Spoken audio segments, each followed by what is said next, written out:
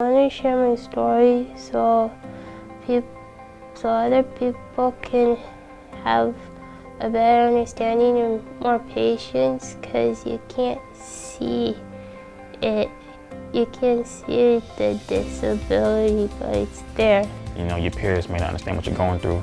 You know, it's called an invisible disability, where you don't show it. Disabilities can happen at any time, and it's the one minority community that anyone can join at any time.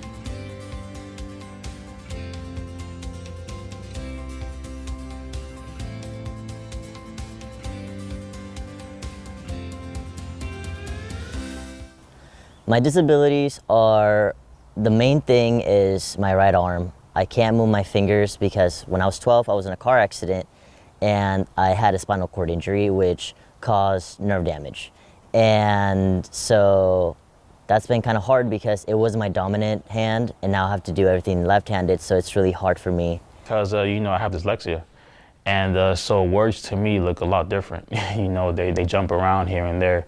So it'll take me a lot of time just to understand maybe like one sentence or one word. So the Student Disability Resource Center provides services and accommodations to students with disabilities. The SDRC provides a number of services ranging anywhere from alternate format of textbooks to transportation on campus, note-taking, extended exam time. Well, the Life Scribe notebook actually helps a lot, and it's so second nature to me now, because I've been dealing with it since I was like a kid. I don't really think about it anymore. A student would get approved for an accommodation when they submit documentation of their disability.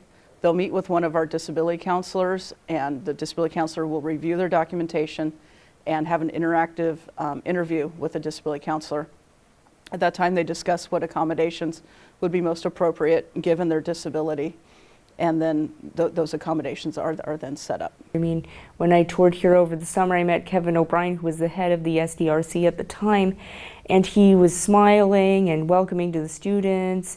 And so they do a good job. Not only do they fulfill your requests, but they also have a smile on their face and they like their jobs, it seems like. We don't provide cookie cutter accommodations. They are specific for each student given the particular class requirements. And so it's, if there are questions or concerns, definitely contact the Student Disability Resource Center. Depending on the professor, the PDF may not read at all, but you can also email the professor about saying the PDF can't read and write. I've actually had that before with one of my teachers where reading and write couldn't read the PDF, so I had to email her, and then the SDRC emailed her as well, and we got it all fixed out. That right there, I think that has to be one of the most helpful things I ever had. It's because when I read a lot, I tend to get brain cramps, and get migraines. So me having a machine read to me out loud saves me a lot of time, saves a lot of headaches to me to do my work. So I think that's a great thing that a campus should have it. Accessibility is important because there are people with varying abilities. I'm guessing that faculty did not get into the profession to just teach 90% of their class. They want to teach all of their students in their class, and to do that they have to recognize that there are students with disabilities in their courses, and they must ensure that their curriculum and their instructional materials are accessible, otherwise those students will not be able to effectively participate and succeed in their courses. Before HSU, the professors I had weren't as understanding, or they wouldn't help me at all. But then I got the HSU and I was really surprised. I know that a lot of people are not, they're not as strong as others and they can't give up easily, but it's like, you can't, it's like, don't let them do that to you. You only fail when you decide to stop doing what you want to do.